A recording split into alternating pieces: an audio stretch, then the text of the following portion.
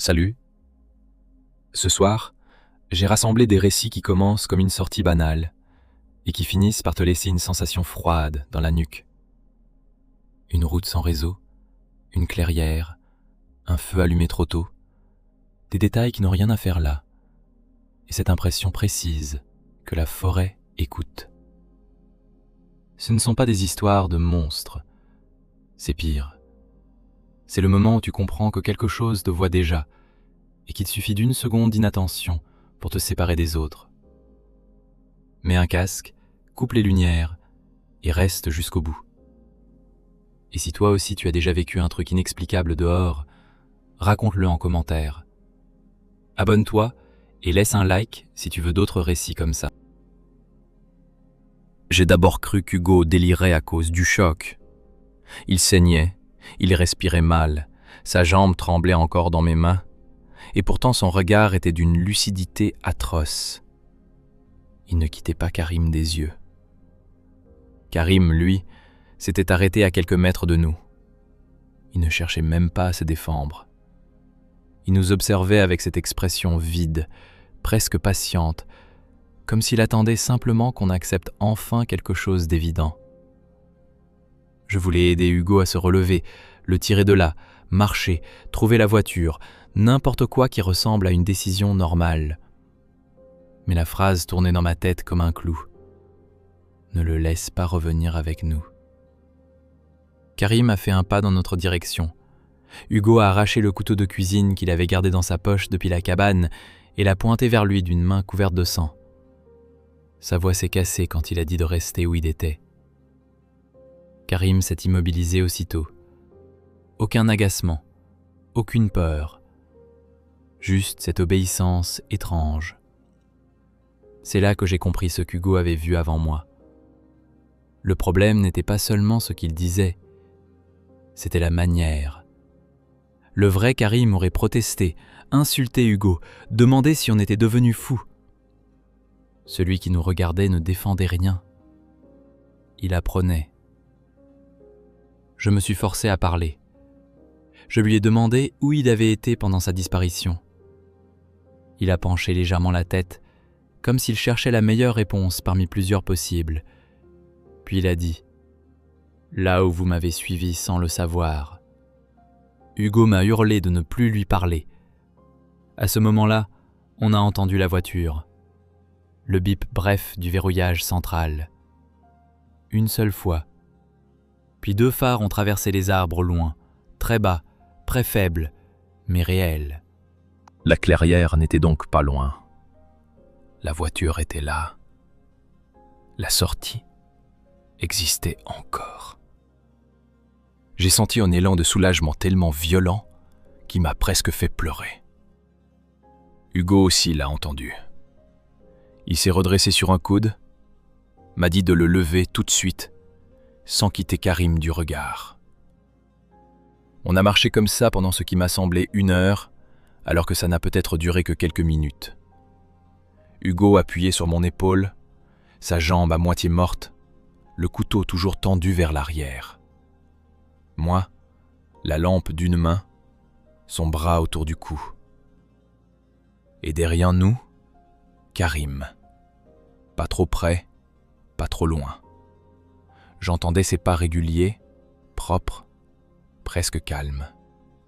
C'est ce rythme qui me faisait le plus peur. Il ne trébuchait jamais. Il ne glissait pas. Il avançait comme quelqu'un qui n'était pas fatigué depuis longtemps. Puis les arbres se sont ouverts. La clairière était enfin là. Le feu n'était plus qu'un tas de braises rouges. La tente, la table pliante, les sacs, tout semblait exactement à sa place, comme si rien ne s'était passé. La voiture attendait à quelques mètres, couverte de buée. J'ai aidé Hugo jusqu'à la portière passager. Il est tombé sur le siège en serrant les dents. Il m'a attrapé le poignet avant que je referme. « Tu pars maintenant !» Je lui ai dit qu'on partait tous les 3 ou pas du tout. Il a secoué la tête, si violemment que du sang a coulé le long de sa tempe. « Regarde-le, regarde bien !» Je me suis retourné. Karim se tenait au bord de la lumière, juste avant la zone éclairée par les braises. Son visage était presque celui de toujours, les mêmes vêtements, la même coupure au menton qu'il s'était faite en ouvrant une bouteille 2 semaines plus tôt. Les mêmes chaussures couvertes de terre. Mais son regard ne tombait jamais nulle part. Il passait sur les objets comme s'il les découvrait un à un, sans comprendre leur usage. La tente, la glacière, le capot, moi. Puis, il a souri. Pas un sourire humain, pas mauvais, pas cruel, juste une imitation correcte, placée là parce qu'il savait que Karim souriait souvent. J'ai reculé jusqu'à la portière conducteur. Hugo s'est penché à travers les sièges et a crié de démarrer. Karim a alors parlé pour la dernière fois. D'une voix douce, presque blessée, il a dit « Si tu pars sans moi, il restera tout seul là-bas. » J'ai failli céder. Parce qu'il avait sa voix, parce qu'il avait son visage. Parce que dans toute autre situation, laisser un ami au milieu des bois en pleine nuit aurait été impensable. Ma main tremblait sur la clé.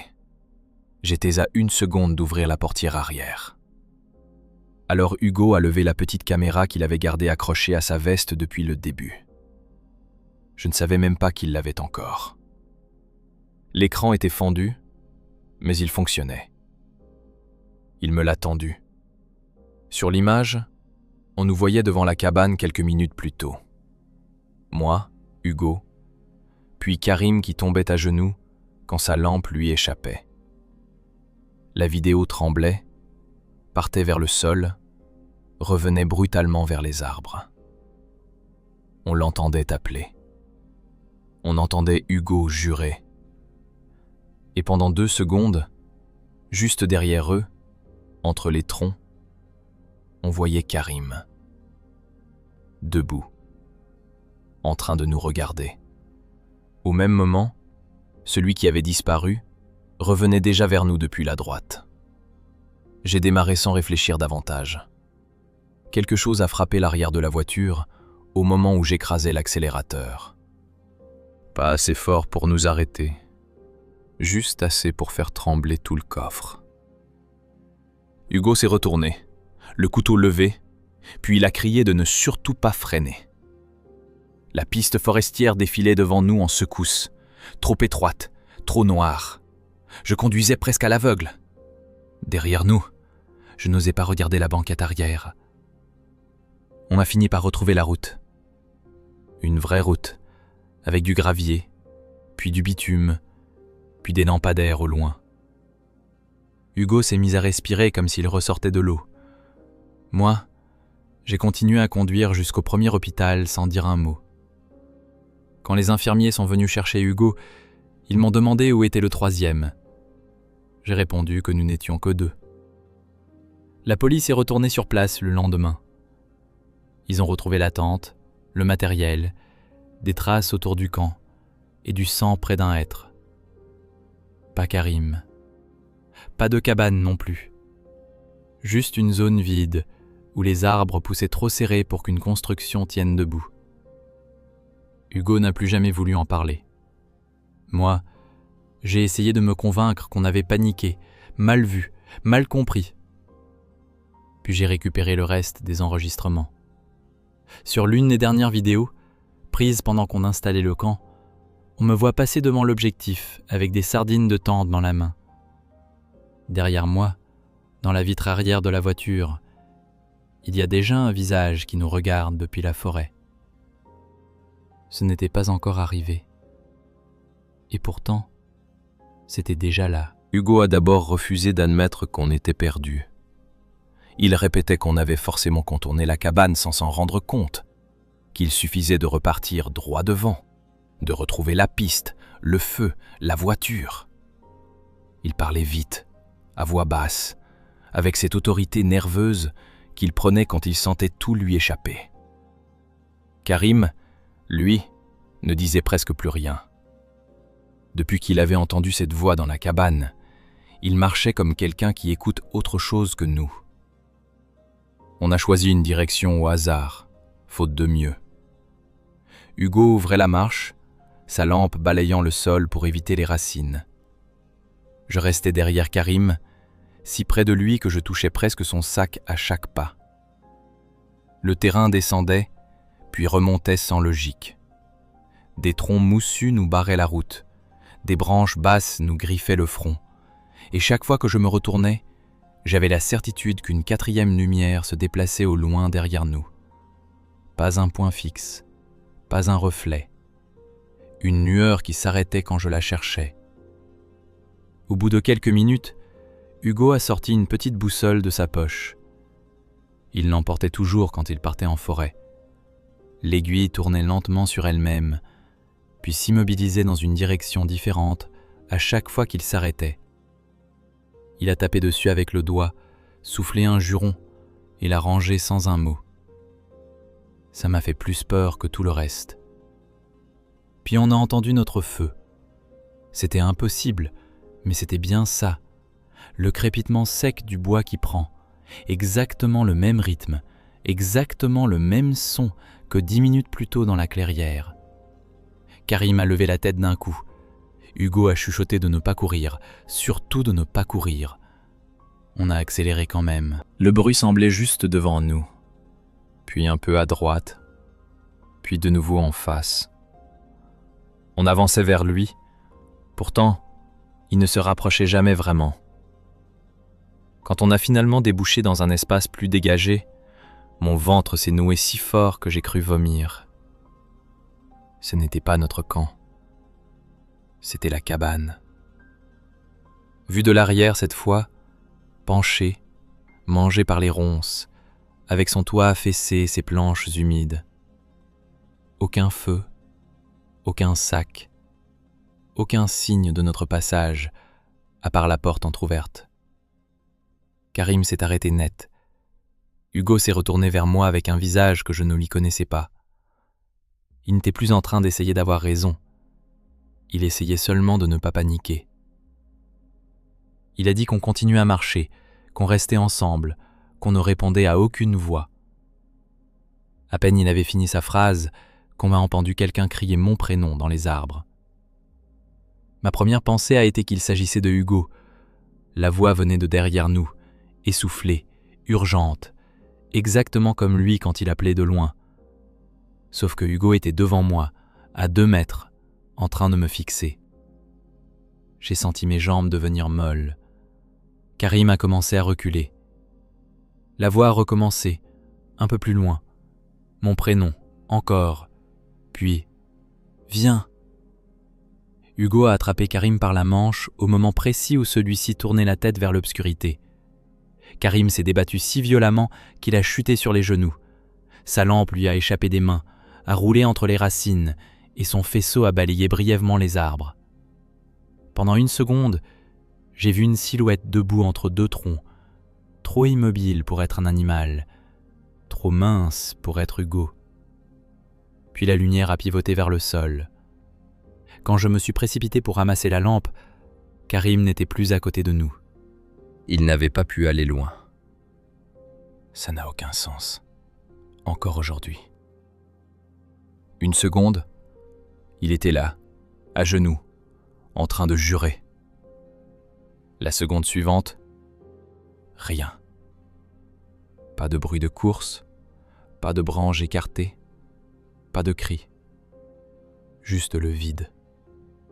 Hugo s'est mis à l'appeler tout bas d'abord, puis plus fort, puis franchement, j'entendais la colère percer sous la peur. Moi, je tournais sur moi-même avec la lampe, éclairant des morceaux de fougère, des troncs noirs, une souche, du brouillard bas. Rien. On l'a cherché en cercle autour de la cabane, puis un peu plus loin, puis encore plus loin. Le temps s'est mis à glisser d'une façon étrange. J'aurais été incapable de dire si on l'a cherché 5 minutes ou 20. Je me souviens seulement d'un moment où Hugo s'est figé. Il m'a demandé si j'entendais, moi aussi, quelqu'un marcher en parallèle de nous. toujours à la même distance. J'entendais. À gauche, puis à droite, puis plus rien. Et soudain, Karim est revenu. Il sortait de derrière les arbres, comme s'il terminait simplement une promenade. Pas essoufflé, pas paniqué. Sa lampe à lui n'était plus là, mais il n'avait pas l'air de s'en soucier. Il avait de la terre sur le côté du visage, les mains sales, une éraflure au cou. Hugo a foncé vers lui, prêt à l'engueuler, puis il s'est arrêté à moins d'1 mètre. Karim souriait. Pas d'un sourire soulagé, pas d'un sourire nerveux. Un petit sourire calme, déplacé, presque absent. Il nous a demandé pourquoi on le regardait comme ça. Sa voix était normale, trop normale, sans souffle, sans tremblement. Hugo lui a demandé où il était passé. Karim a répondu qu'il s'était juste éloigné un instant parce qu'il avait entendu sa sœur et qu'il avait cru. Puis il s'est interrompu, comme s'il venait de comprendre qu'il n'aurait pas dû dire ça. Ensuite, il a ajouté que ce n'était rien, qu'il s'était trompé. Hugo l'a saisi par les épaules et lui a demandé ce qu'il avait vu. Karim l'a regardé longuement avant de répondre. « Rien que vous n'avez pas déjà laissé entrer. » Je n'oublierai jamais le silence qui a suivi cette phrase.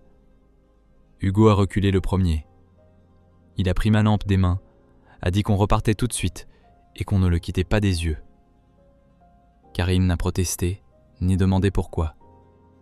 Il nous suivait avec la même docilité tranquille, comme si ça lui était égal de marcher avec nous ou non. C'est ça qui m'a terrifié. Le vrai Karim aurait parlé, aurait râlé, aurait demandé son téléphone, aurait juré. Là, il avançait simplement derrière nous, les bras presque détendus le long du corps. On n'avait pas fait 50 mètres quand Hugo a disparu à son tour. Pas totalement, pas comme Karim. Il était devant moi, puis il a poussé un cri étouffé et la lampe a basculé. Je me suis précipité.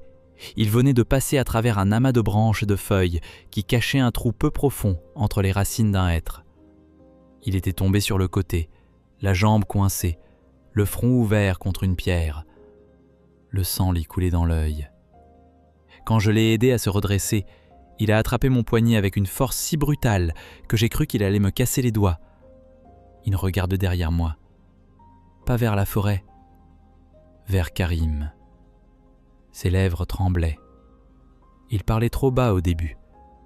Je me suis penché pour entendre. Puis il a trouvé juste assez de souffle pour articuler, d'une voix que je ne reconnaissais plus. Ne le laisse pas revenir avec nous. La porte ne bougeait presque pas, comme si le bois gonflé par l'humidité la retenait de l'intérieur. Hugo a tendu la main, puis s'est arrêté avant de la toucher. On se regardait tous les trois sans parler, avec cette sensation absurde d'avoir déjà commis une erreur simplement en arrivant jusque-là. La lampe de Karim éclairait l'ouverture. On voyait un morceau de plancher noirci, un coin de table et quelque chose qui pendait du plafond. Peut-être une corde, peut-être juste une vieille chaîne. Rien qui crie au danger. Rien de normal non plus. Hugo a poussé du bout des doigts. La porte a raclé le sol dans un bruit si sec que j'ai eu l'impression qu'on réveillait quelque chose.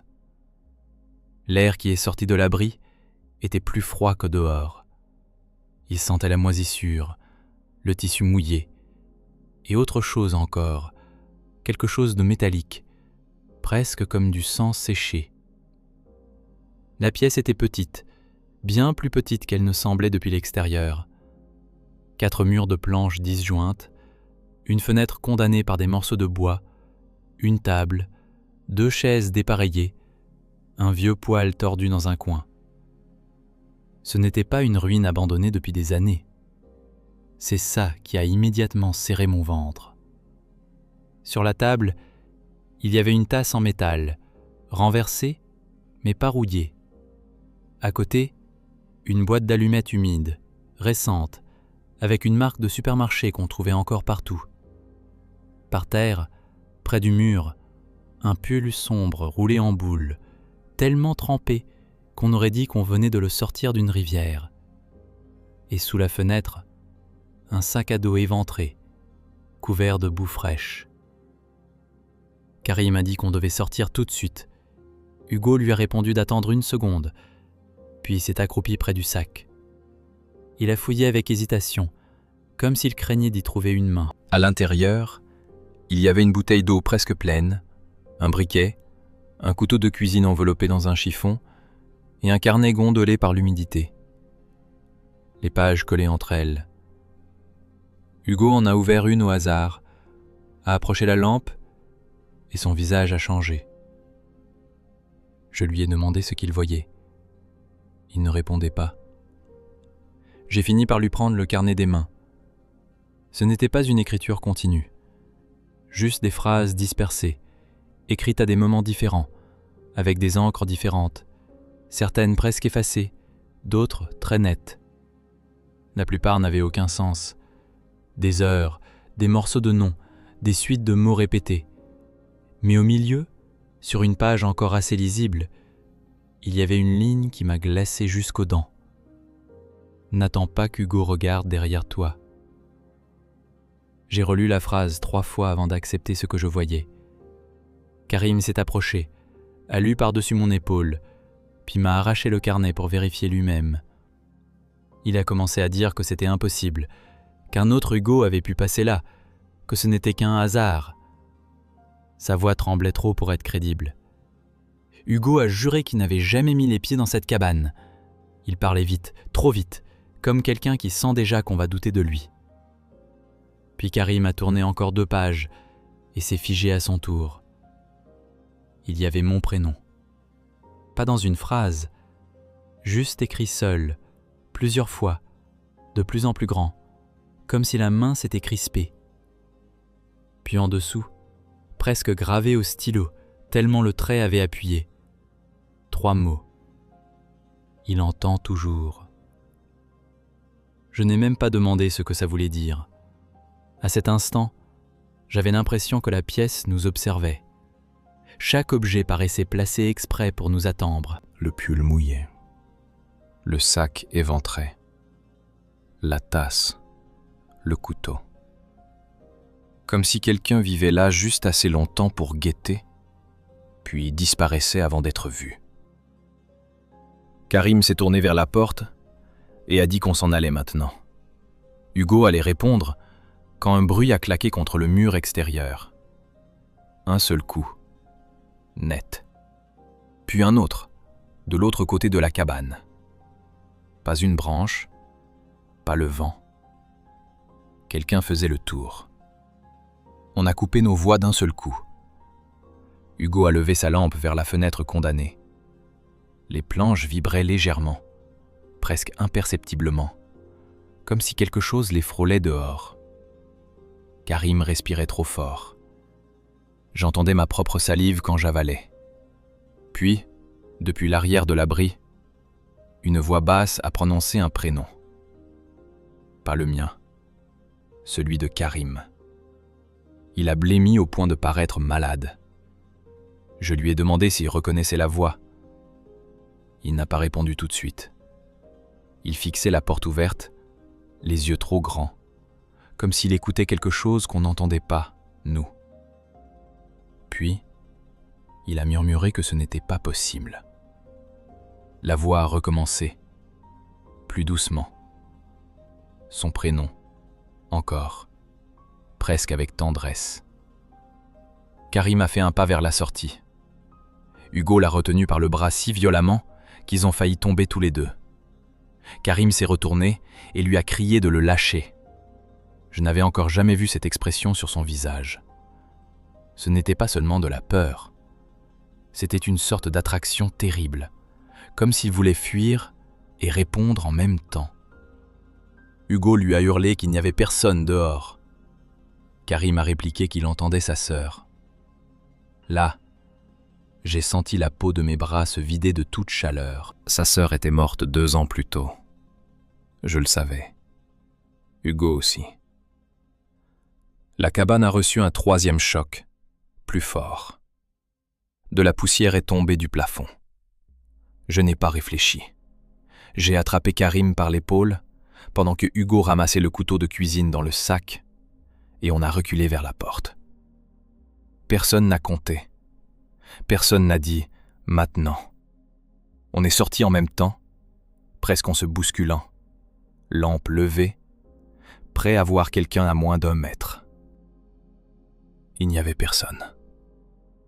Seulement les arbres, serrés tout autour, et le faisceau de nos lampes qui tremblait tellement qu'on n'éclairait presque rien. On s'est retourné aussitôt vers la direction du camp. Le camp n'était plus là. Ou plutôt, il aurait dû se trouver juste en face, à travers la bande de sapins qu'on venait de traverser. Mais devant nous, il n'y avait qu'une pente, des troncs inconnus et un terrain creusé de racines que je n'avais jamais vu en venant.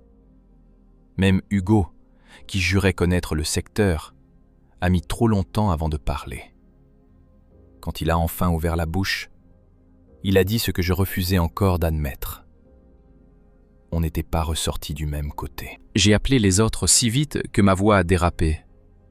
Hugo est arrivé en 2 pas, Karim juste derrière, en croyant d'abord que je plaisantais. Quand ils ont vu la trace sur la vitre, ils se sont arrêtés net. Ce n'était pas une coulure, ni un reflet, ni la marque floue d'un gant. On distinguait la paume, les doigts longs, l'eau ou la boue qui avait glissé vers le bas. Karim a regardé autour de nous comme si la personne pouvait encore être là, debout entre 2 arbres, à nous observer. Hugo a pris une photo avec son téléphone par réflexe, puis il a vérifié l'écran. Il a juré parce qu'il n'y avait déjà plus de batterie, alors qu'il en avait encore 20% 5 minutes plus tôt. On a allumé le feu trop tôt, avant même de finir d'installer correctement le camp.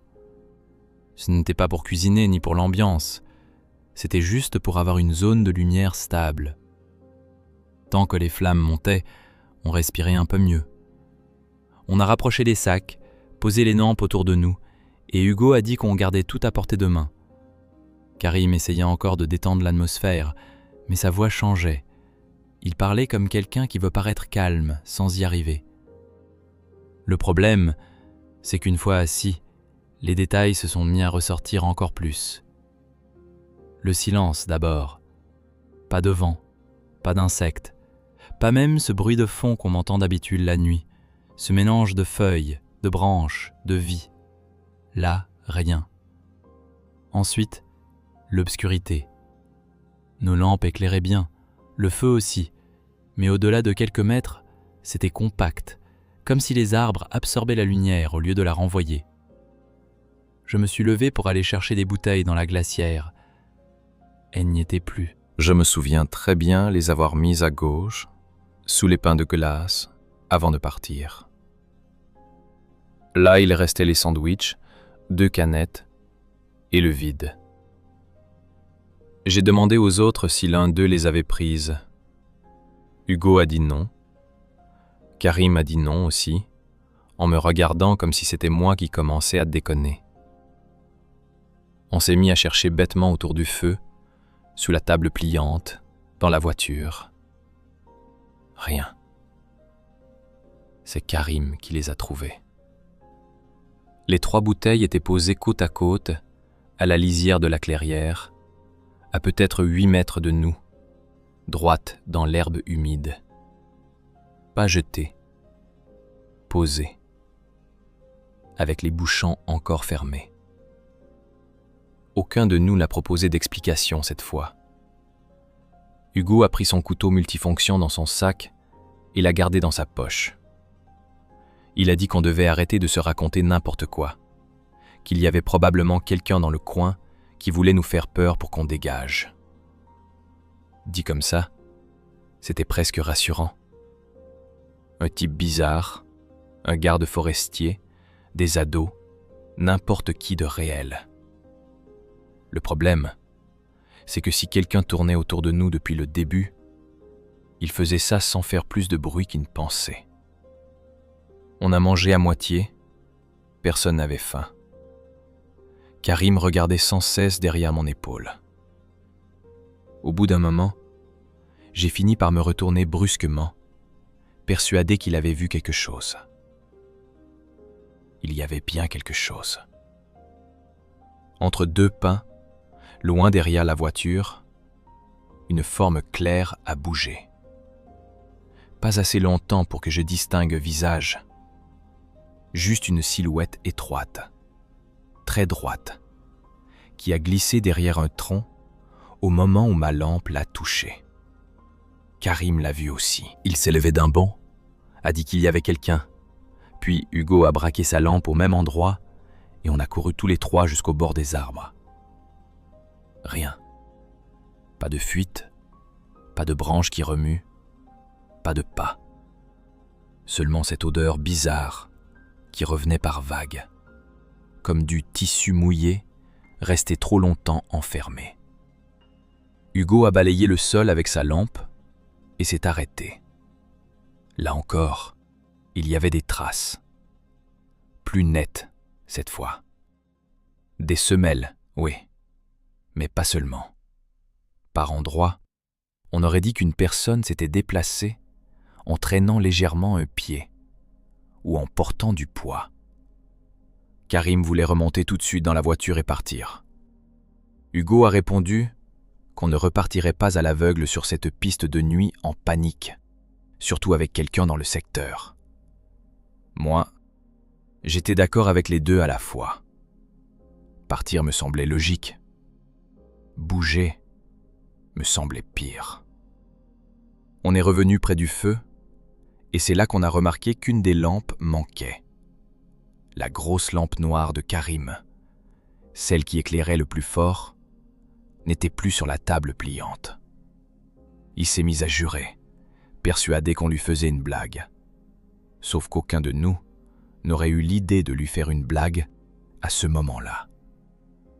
On l'a retrouvée allumée, posée au sol dans les arbres, plus loin que les bouteilles, comme si quelqu'un l'avait prise juste pour nous montrer une direction.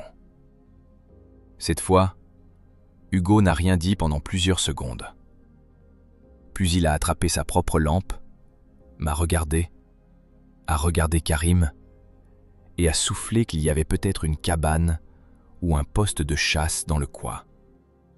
Il montrait une zone plus sombre que le reste, presque rectangulaire, à peine visible entre les troncs.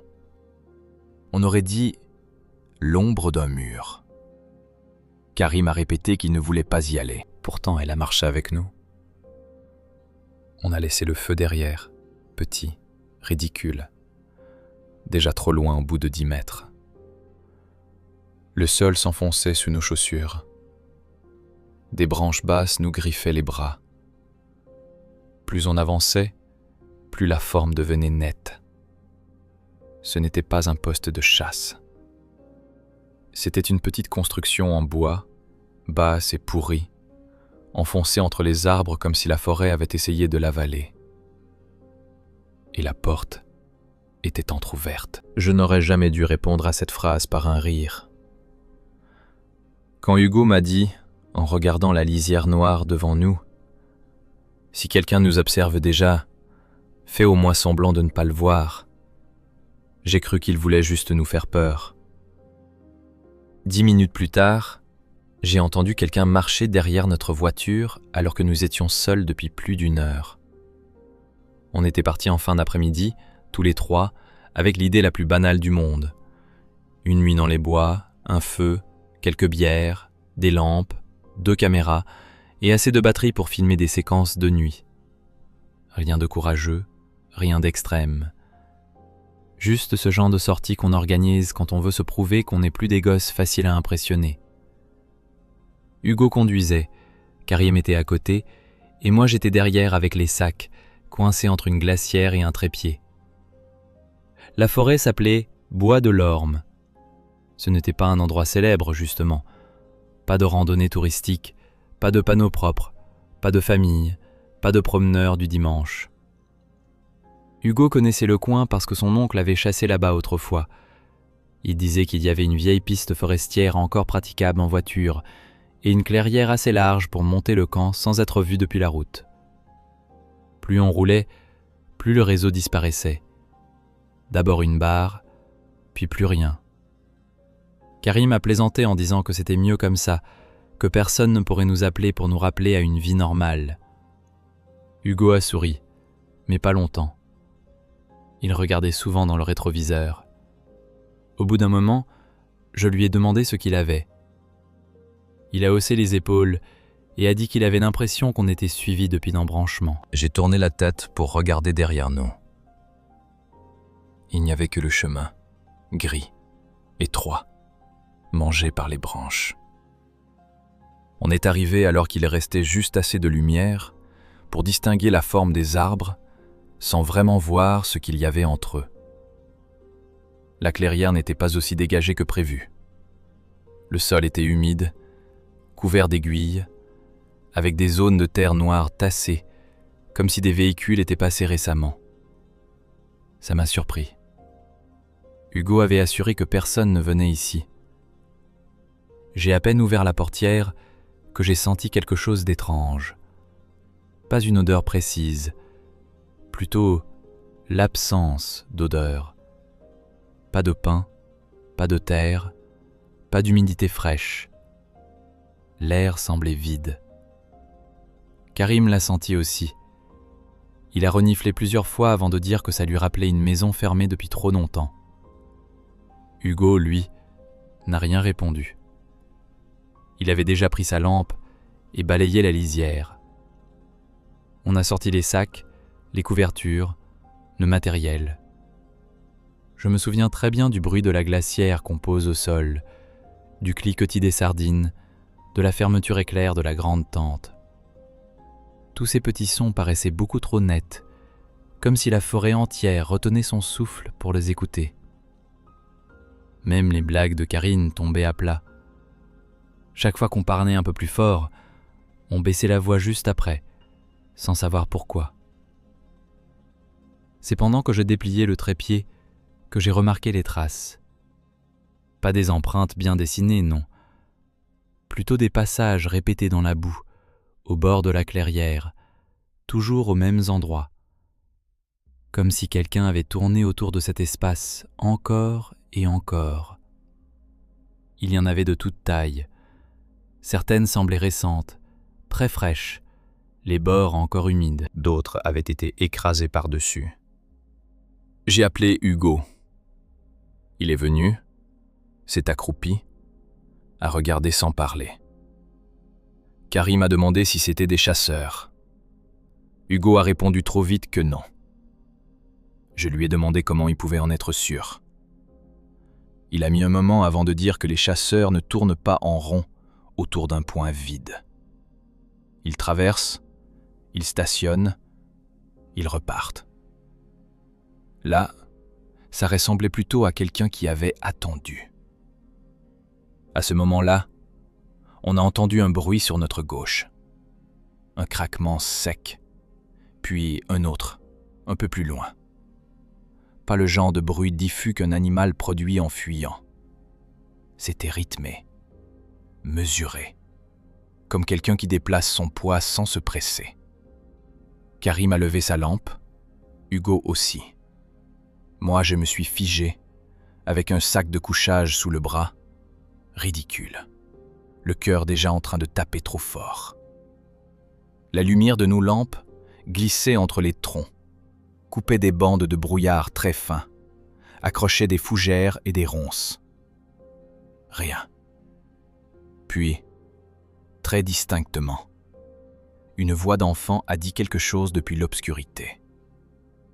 Aucun de nous n'a compris la phrase entière. Juste 2 mots. Il vient. Karim a juré que c'était un oiseau. Moi aussi, sur le moment, j'ai voulu y croire. Hugo, lui, n'a pas bougé. Il fixait le même point, la mâchoire serrée, comme s'il essayait de voir à travers les arbres.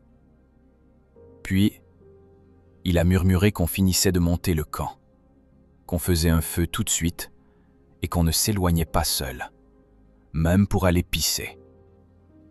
On a obéi sans discuter. C'est ça qui me revient le plus quand j'y repense.